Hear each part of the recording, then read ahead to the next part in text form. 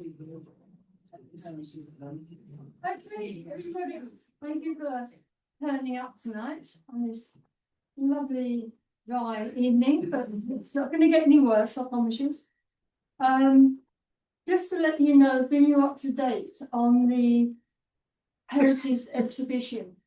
In case you haven't heard, we had 7,526 people through the door, which is amazing considering we were only open for about 3 months. And we had loads of books sold, loads of Ken's pictures sold, and we had loads of donations.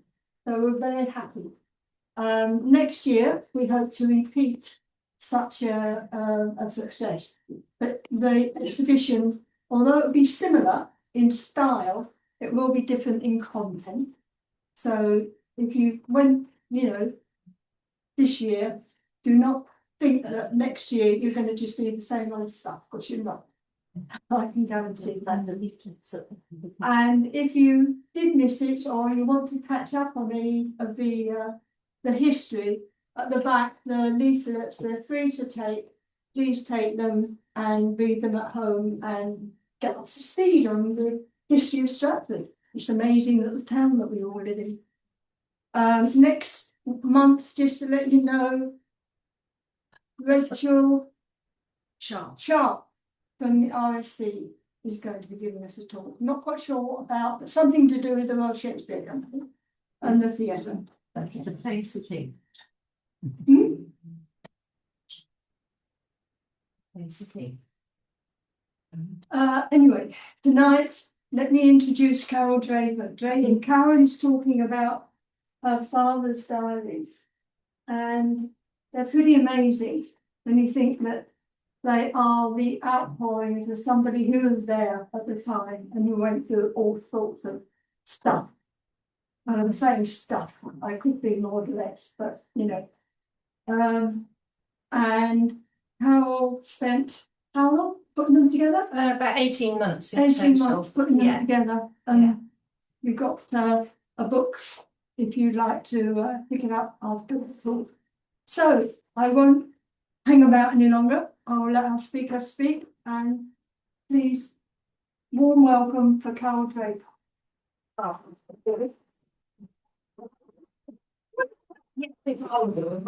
Yes. Just do a bit of a sound check. Can you hear me at the back? Okay. You can see everything that you're supposed to see? Yes, brilliant. Well, thank you very much, Jan, and I want to thank you very much for inviting me, although I'm trying to think, I maybe invited myself. I can't quite remember. But yes, I am here to talk about my father's diaries. He was a man from Leicestershire, Derbyshire border. I now live in Stratford-on-Avon. I'm a local, although I've just been told you can't become a local unless you've been here for about 80 years. But I started my life in Whitnash, a little tiny village not far from here, which is, if you've ever been over that way, it's no longer a village, is it? It's just gone massive. Then moved to Leamington and then Warwick Gates, Bishop's Tatchbrook, another small village, and then finally to Stratford-on-Avon. And at the time, my mum told me I would need a passport, moving all the way, or going all the way to Stratford. But I'm here and very happy to be here. Right, we'll start the story then. My dad then was born in a very small village, which remains a small village, and I was there about 2 weeks ago, called Smisby. And that's on the Leicestershire, Derbyshire border. And here's a picture of how it would have looked when he was little. He was born in 1919. So a very, very rural village in a rural area. So you can imagine some of the types of jobs people had were on the land, clay mines, coal mines. If you think of North Warwickshire, it's quite a rural area.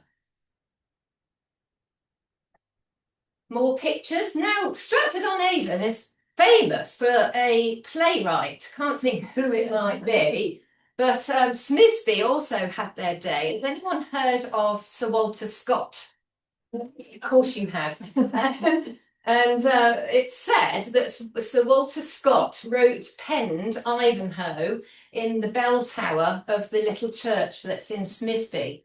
Now, I believe it's true, everyone says it's true that he wrote Ivanhoe there, but whether it's in the bell tower, I'm not 100%, I wasn't there. A little lane where my dad used to play called Forties Lane. And my dad used to tell me that in previous years they used to hang people from the trees up there. And I don't think in his lifetime, but certainly, you know, when he had a few baddies, you didn't give them a good talking to and send them away. You actually hung them from the trees. I'm sure we've got Gallows Hill, haven't we, in Warwick? That was another Red Hill. place. Yeah. Red Hill. Red Hill. Oh, another one. Yeah. So there were lots of ghost stories for my dad to sort of frighten himself with his friends.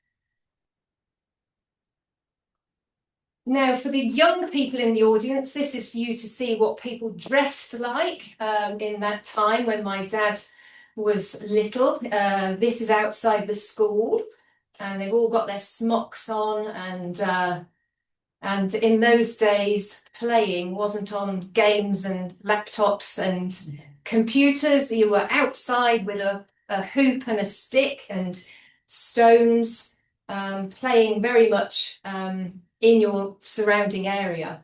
But of course, nobody went very far, did they? Because the transportation wasn't there. You can see a lovely picture there of a horse and cart, and that's about it, really. By the time my dad was born, they'd invented the bike. So his job was a local grocer's boy, so he had the two wheels to get about on. But other than going and walking, he walked everywhere. Other than walking to the next village, which might be 6 miles away, or he used to walk to Mallory Park, which is, you know, the motorcycling track, and get in through the hedge so that he could go and watch the bikes. But people didn't travel far.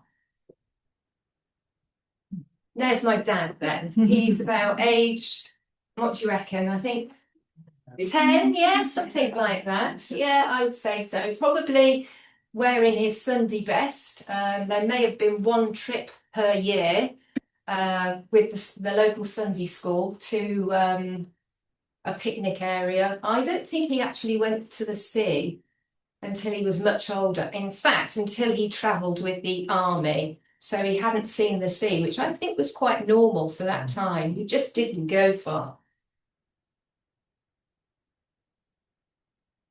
There he is as a young man. He was a very keen sportsman and very interested in cycling. So I've got a few medals at home for his cycling races, and he's there with his best mate. So that was a good way of getting around. That looked like a racing bike to me. So it went a bit faster than his grocery bike. Now, the reason I put these two pictures in is because these were his cousins. And the chap on the left was called Jack, and the chap on the right was called Bill. Now, Jack, unfortunately, was killed in the Battle of Crete, and Bill was killed in Italy. So it just shows you really with families how they could wipe out a whole generation, you know, all their sons going off together. But they were in the same battalion as my dad, which was the Royal Leicestershire Regiment 2nd Battalion. So they all went off together. My dad said that Jack saved his life because my dad ended up in hospital and Jack got sent to Crete and unfortunately didn't come back because it was a particularly fierce battle.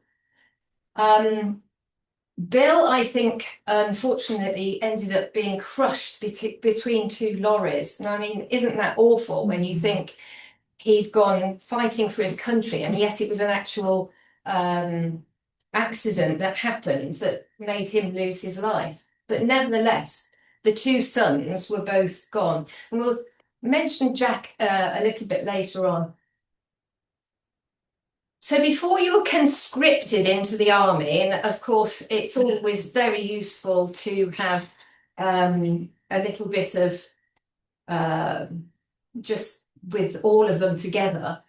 He didn't have any choice, like most young men. He had to go, but through a lot of I can't think of the word for when you have you're encouraged to do something.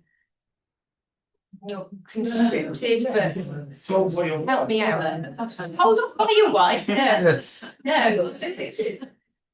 Yes, when you're conscripted, and it's like when everything there was a lot of Coercion. yes, and coercion, and I was just thinking more about when like the publicity. You must go and fight for your country. What's that? Pressure. Motivating. Motivated peer Patriotism. yes, all of that. So all of the thank you. No, you can't think of that word. Yes, so they all were told, you need to go and fight for your country and how important it was. So they were whooped up, really. There was no question that they weren't going to go, even though they were conscripted. So before you got sent off, they didn't just pack you off to war. You had to go and have some training.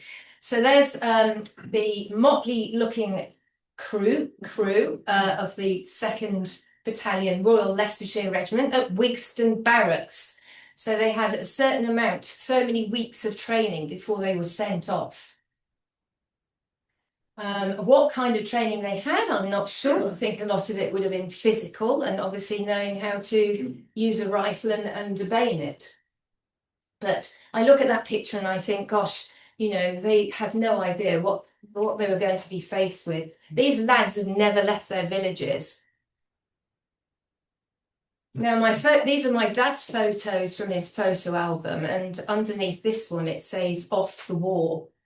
So there he is, looking pleased with himself, I'd say, and with his kit bag, and ready to go, leaving behind 3 sisters and his mother. Unfortunately, his dad had died already when my dad was 6 years old as a result of injuries from the First World War. So it's all the long-term effects, isn't it, that happen after a war, not just during. So he got sent by train up to Liverpool, and they marched from Liverpool station to Prince's Dock and all boarded the SS Otranto.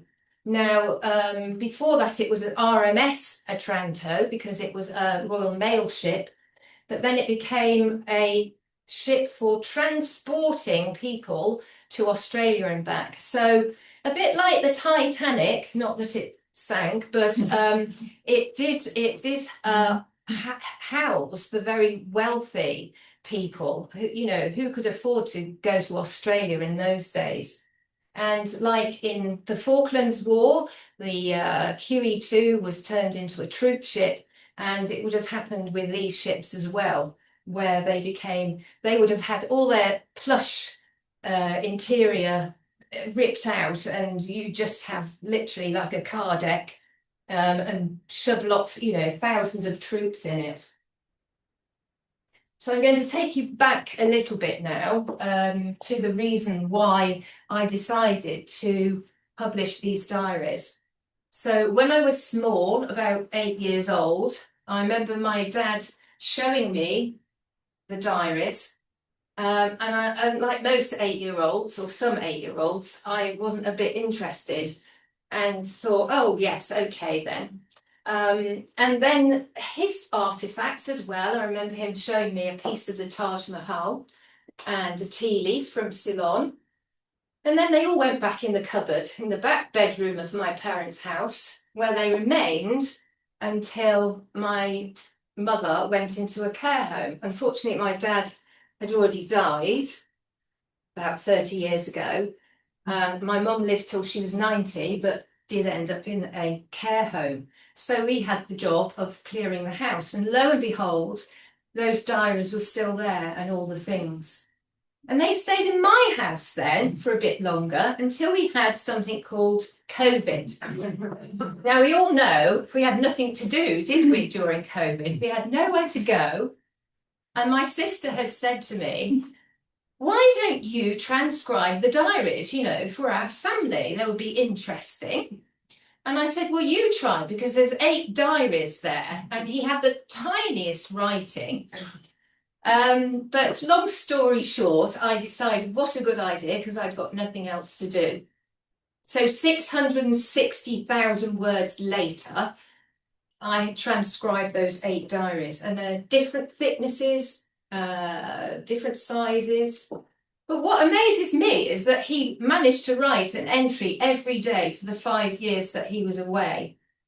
And he was in Libya, Egypt, Palestine, Transjordan, Ceylon, India, and finally Burma, because his regiment was moved around a lot. Unfortunately, they had quite a lot of casualties, so they would attach them to another regiment and move them on. But can you imagine carrying that and all your kit bag? They're quite weighty, and writing in them every single day. It took some doing. Also, because you weren't meant to be writing diaries, were you? I think it was court-martialable, possibly. And I don't know to this day who he was writing them for. Whether he was thinking he would pass them on to his children one day, or it was helping him. It might have been quite cathartic, you know, to be able to say, this is what's happened to me today. So this shows you, really, even he mentions himself. I don't know if you can make out the writing at the bottom. It says, I've even got it on the book. Meaning half the desert, or some of the desert, was on his book, because it wasn't just the fighting, it was the conditions that they were in as well. Either boiling hot, freezing cold, you know, just not pleasant, I think, a lot of the time. And very hard, because they weren't always given the right clothing or equipment for the type of terrain that they were in. You know, they didn't have any nice place to sleep in. They were often in a dugout in the desert, or in the Sri Lanka, as it is now, in the monsoons, just thoroughly wet, soaked and caked in mud. And the light was quite poor. You know, if you're even in a tent, although he slept in his truck a lot of the time, you know, we didn't have the nice lights. You might have a little tiny lantern.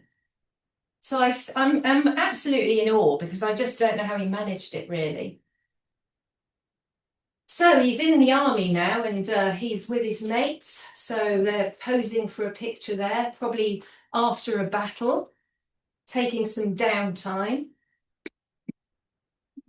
This is my dad's. My dad's on the right, and then the chap on the left is Bill. Now, Bill was his best friend and his pal. And I remember my dad saying to me, it got to the point where you stopped making friends with people because it was too awful. You'd make friends with someone, the next day they would be dead. Now, Bill and my dad managed somehow to both stay alive. Again, reading the diaries, he had so many scrapes, getting caught by the Japanese and then escaping and taking their truck and driving off with all their stuff. And, you know, having gunfire shot around him. I don't know how some people survived. But Bill was a cook, and he was a useful friend to have, to be honest, because the rations were always what they should be. A lot of bully beef and hard biscuits had to be consumed, but if they could get their hands on any food, then they definitely did. Often their wages went on food as well, because there wasn't enough that the army were providing. So if they were near a village in India, he soon had to get used to spicy food. This underneath this picture, it says after the Battle of Baalbek. So you're the historians in the room. I don't know too much about all of the battles. You probably know more than me. Is that Baalbek in Lebanon? Baalbek, yes. Yes, it is. It is. Thank you. Well, I knew somebody would know. I've actually been there. It is. It is. And that's where they are after a very fierce battle. Ah, where's my pointy thing? You might be able to make out just here There's a German helmet on his knee. Spoils of war, I'm afraid. Just make it out there. Yeah. So unfortunately, you know, it happens, doesn't it? They might keep souvenirs. They weren't supposed to. In fact, my dad did get caught once. And I think they just took a dagger off him that he'd found from an Italian camp. But he somehow ended up with about 3 watches at the end of the war. I'm not sure it was all in awful circumstances. I think a lot of it was traded. You know, if he had been guarding some Italian prisoners of war who were probably also very hungry, and they would give you what they had in turn for some food. Anyway, he was very keen on his watches. So my dad got involved with the motor transport section. That was his thing, really. He loved tinkering about, as he put it, with cars and things, and he wanted to get himself into something that he was interested in. So these are all the motor transport guys. So he would have been driving the 3-ton trucks, sometimes motorbikes, sometimes a staff car. Some were bolted together, and I don't know how they stayed, you know, in one piece. But, you know, he would spend most of his time, he would read in the diaries. A lot of it sounds quite boring, because it was boring for him. It wasn't all about the fighting all the time, but he'd be happy to like be taking his truck apart and putting it back together. Some of the cabs didn't have covers over them or windshields. So can you imagine driving through a sandstorm in Egypt or a monsoon somewhere? They weren't exactly comfort vehicles. They might have equipment in the back, or they might have troops that you're moving around. And in fact, one time he told me he had to reverse down a 12 hairpin bend mountain. And if you know your vehicles, you've got the axle underneath, and then you get an overhang, don't you?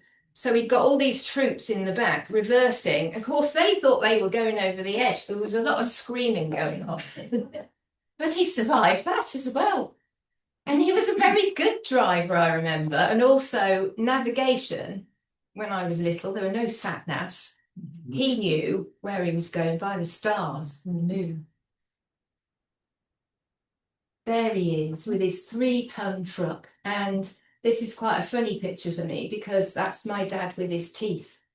Because by the time he came home, he didn't have any teeth anymore. He had to have false teeth. So it's not the memory that I have of him, really, you know, having a full set of his own teeth.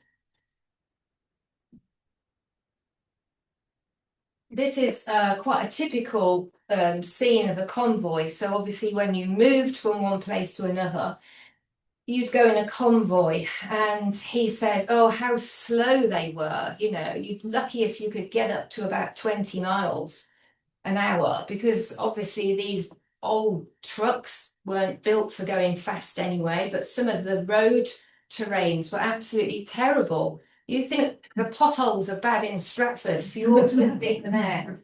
They were pretty awful.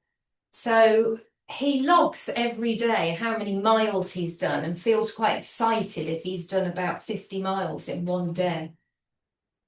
I can hear my dad's frustration in the writings. Like, oh. So, from a lad who'd kind of only gone to the next village, these are some of the sights and sounds that he would have been exposed to. I mean, really, it must have hit every single sense within your body. You know, the smells would have been something else.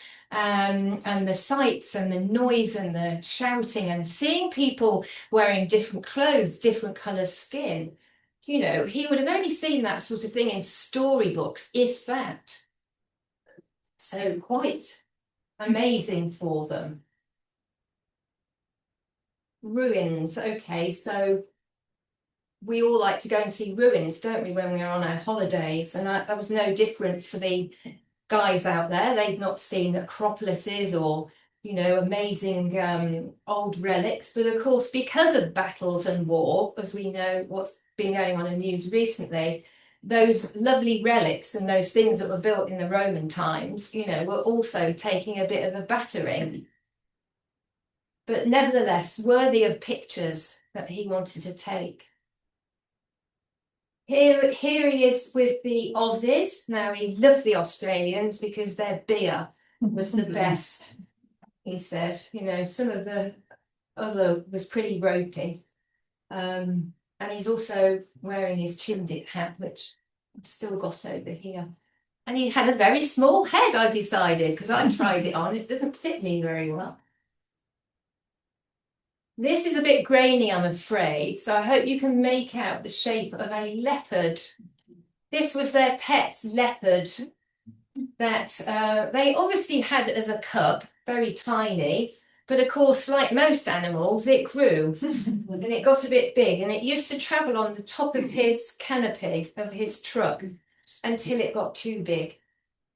And apparently they also took it up in a plane, which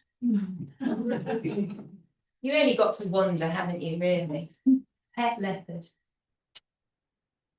This is something my dad absolutely hated, and he called it spit and sawdust.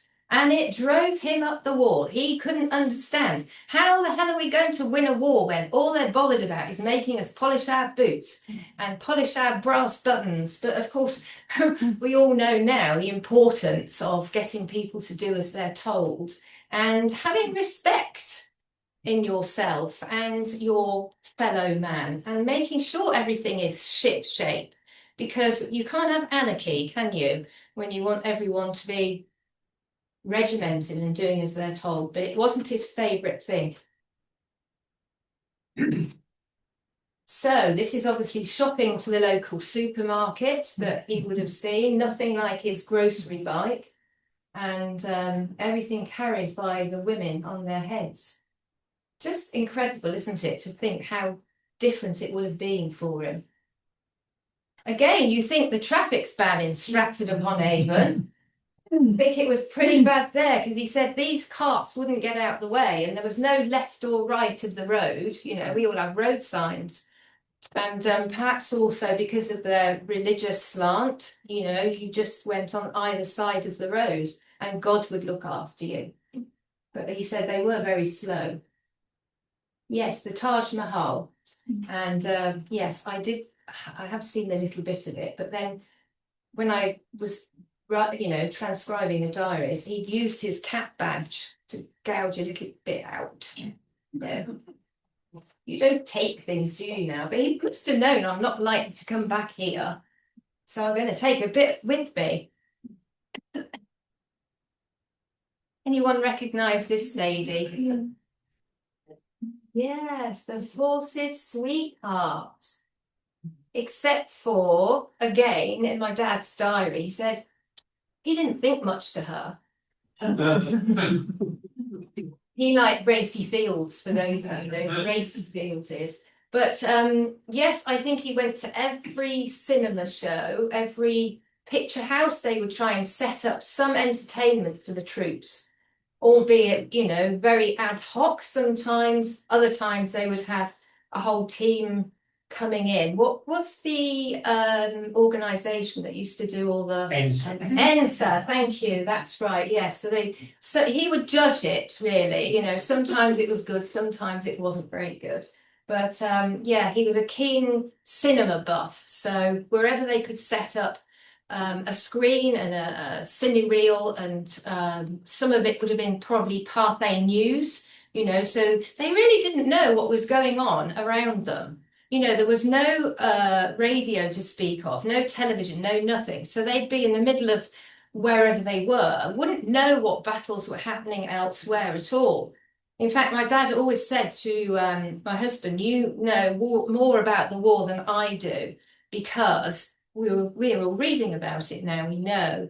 But at the time, he wouldn't have known. He did get post, and he used to get cards and a lot of letters from home. And I think that was very, as it would be now, very important to him. But they sometimes would take 3 months to arrive. So, end of the war, yes, a little bit after, really, because with my dad being out in Burma, you would class him as being part of the Forgotten Army. So in for VE Day, of course, everyone was coming back to bells and whistles and celebrations, and promised they would have a job, a house, clothes, whatever they wanted. But it wasn't always the case, I'm afraid. So my dad sailed back into Liverpool docks, same docks that he left from. This one was called the Strathaired, similar type of transatlantic ship.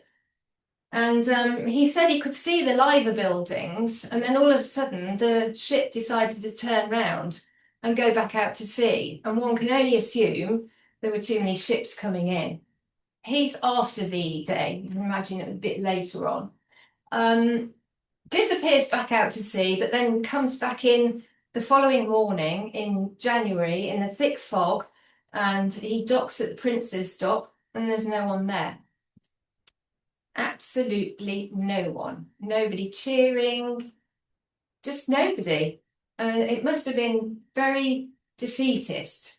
And unfortunately, that really is where the diaries end. And he just says, his last comment is basically like, there for the grace of God go I. What was all that about? Everything that they'd had to go through to come back to what? He felt very, gosh, disgruntled, more than that, I think, probably very upset about how they were actually treated. Even on that ship on the way back, they were bringing back some families, obviously, who'd been either prisoners of war or they were stuck in other countries, and they were allowed to have all the cabins and all the soldiers were pushed down into the bowels of the ship. And because it was quite hot when they were coming back through the Suez Canal, they were boiling, in this like tin can. So they were trying to get up on deck and sleep out there at least, but the military police had different ideas and said, no, you get back down there. So just awful, really, when you think about it. The heroes coming back. So I wish he'd gone on to write more, but he didn't. The diaries just end, and I think he was like most men who were told to come home and forget it and not talk about it, get on with your lives, and that's what he did on the whole. But of course the scars last a lot longer, don't they? But I'll try and fill a few gaps in for you as to what happened afterwards. So when he landed back home, he weighed about 7 stone, and he'd had a lot of malaria and dysentery and everything else that was going, tropical diseases that were rife out in, particularly in India and Ceylon. So he ended up in Warwick Hospital, which, it's not far from here, which is why I think I've ended up here, because he never really went back home to Derbyshire. So again, they tried to put on entertainment for them. They would wear what they call hospital blues. And this is the Morton Morrill dance band. So obviously the nurses would probably go along and, have a good time with the patients. This is the Leamington Spa Victory Parade. So this is post-war. And I think the guys in the front look like they're wearing the hospital suits. Of course, you were given a devolved suit, but it would never have fit you. It would have been probably 2 sizes too big or not in very good condition. So there weren't the jobs and there wasn't the housing that they promised, because we know that the women did a lot of the jobs, didn't they? And then obviously didn't want to hand them back at the end of the war, and many other reasons. But he did get a job working in the foundry, I think, and when the trucks used to come in and out of the train station, but anything to get a job, really. And that's my mum. So my mum was a nurse at Warwick Hospital at the time. My mum was already engaged to be married to a chap called Reg, and then she met my dad. My dad, who had no teeth and no hair and weighed 7 stone. You can only say, can't you, that it's true love prevails, really. And underneath this photo, he's written "the one who caught me." So she saved him, I guess you could say. Again, you weren't suddenly allowed to leave the army, so he had to go into the reserves until 1946. And then I think even later than that, you could be called up again should things take a turn for the worse. But he wasn't actually in the army, but classed as a reserve army.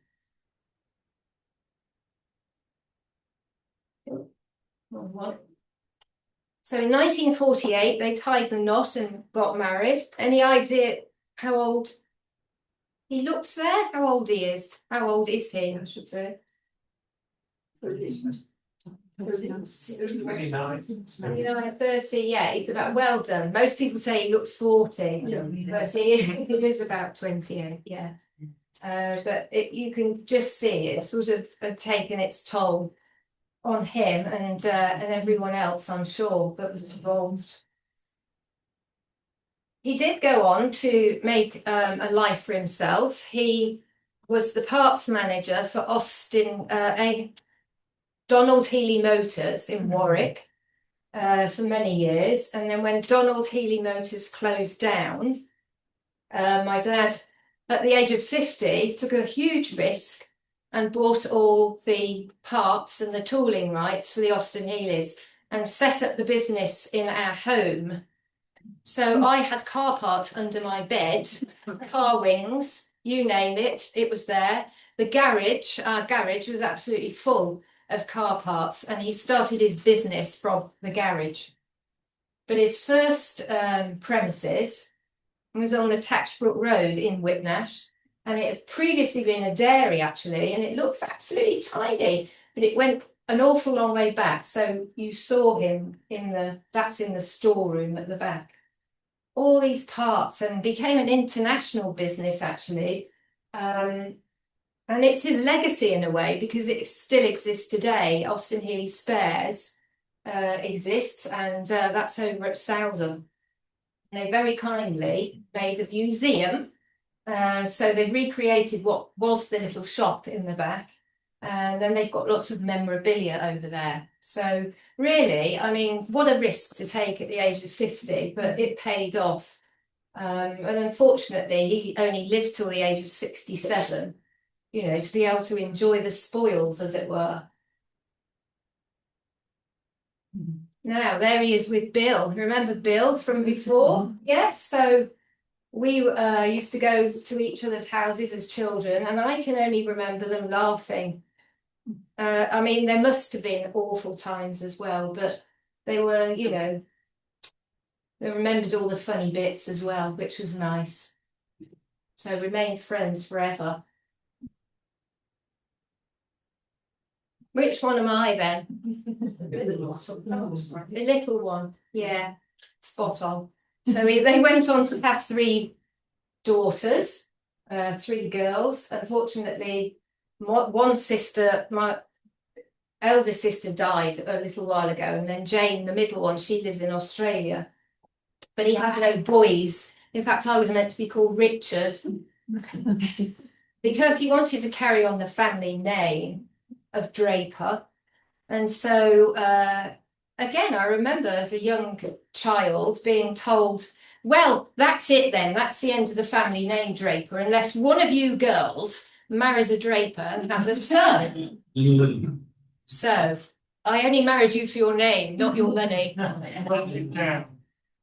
And we have a son, amazing, we have a son, he lives in Norway, but he's called Jack.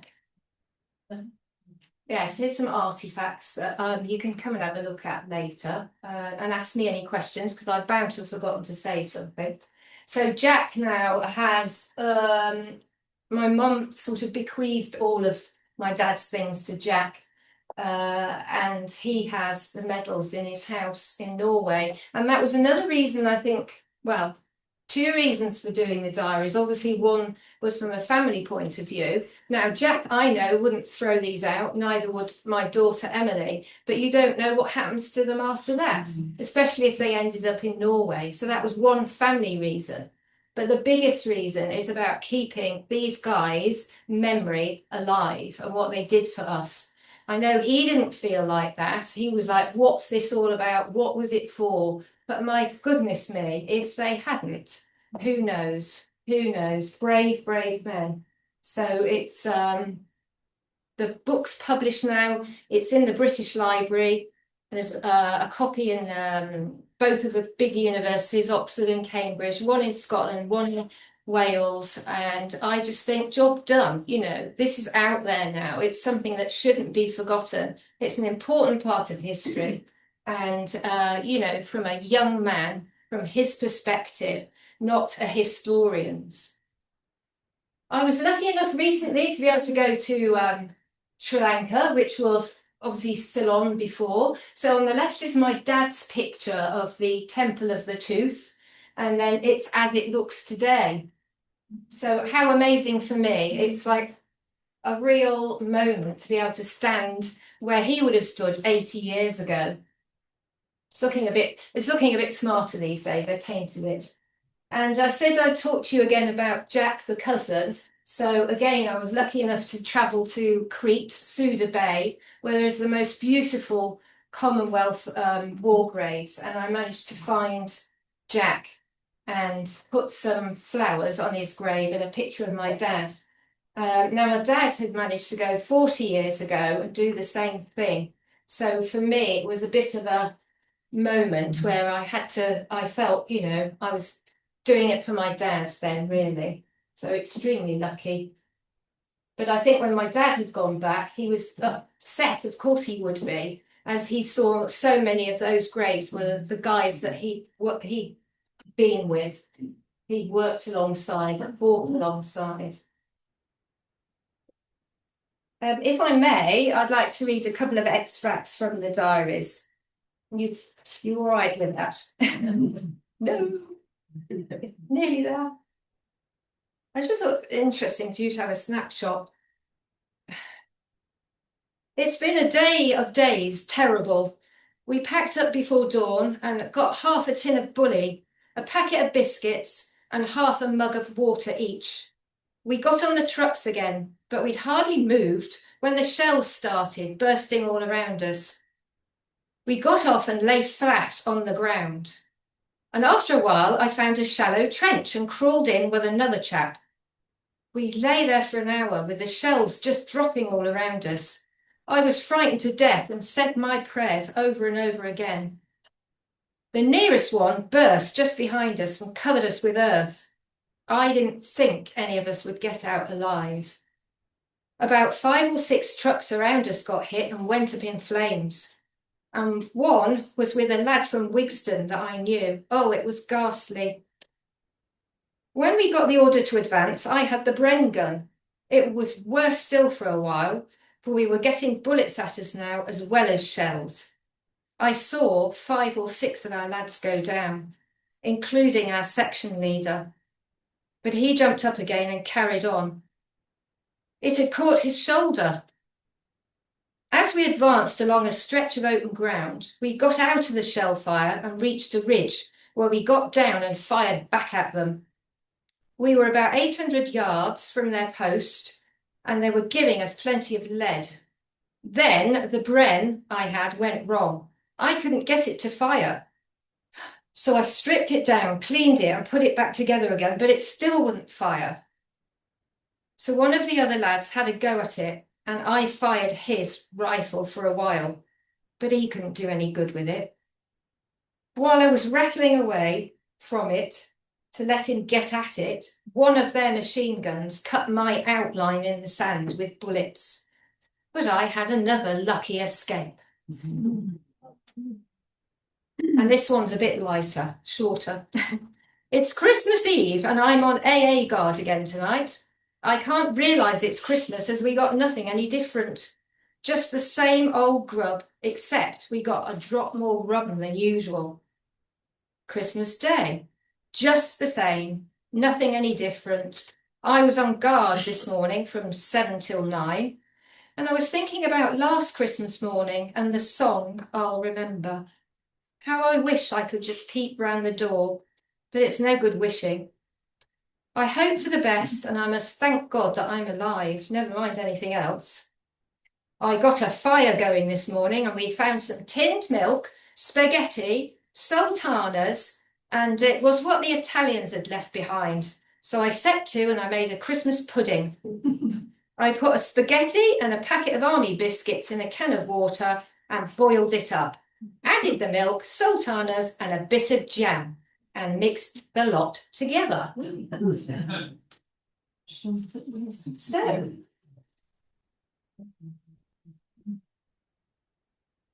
thank you for listening.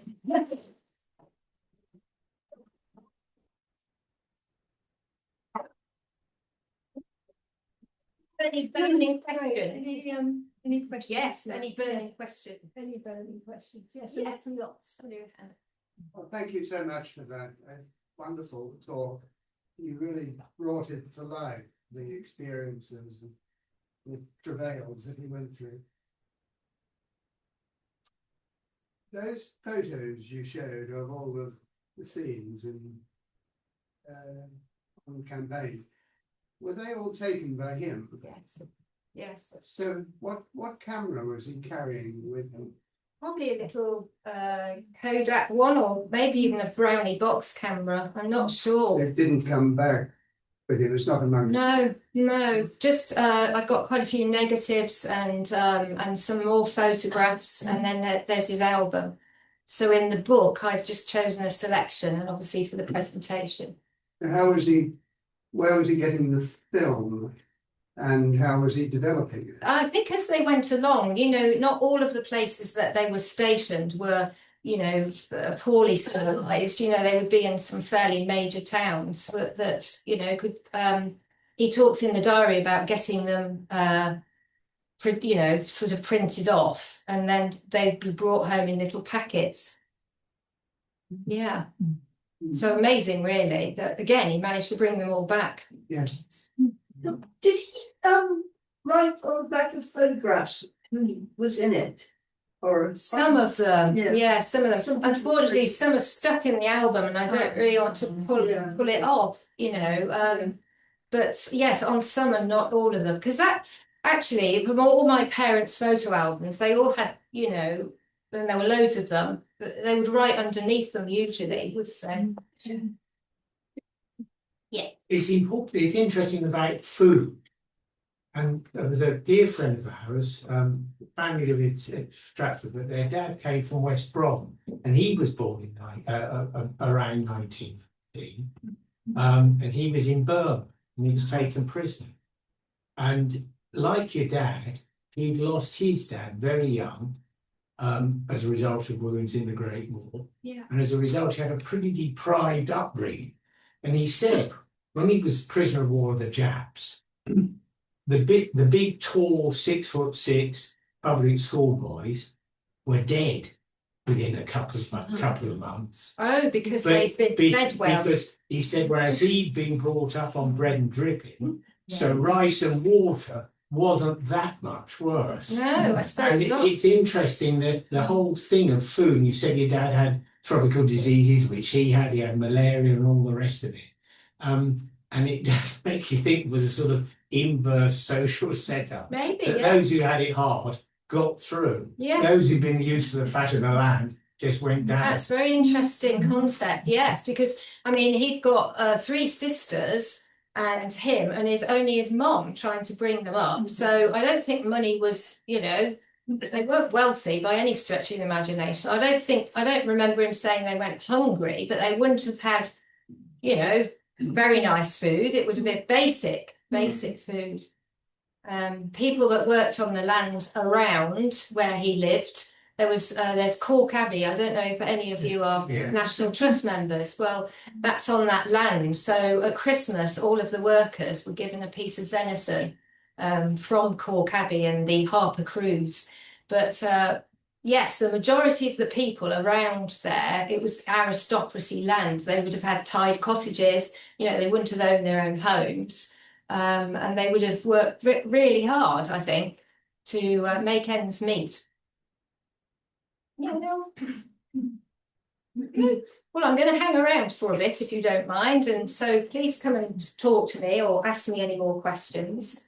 Thank you very much. Thank you.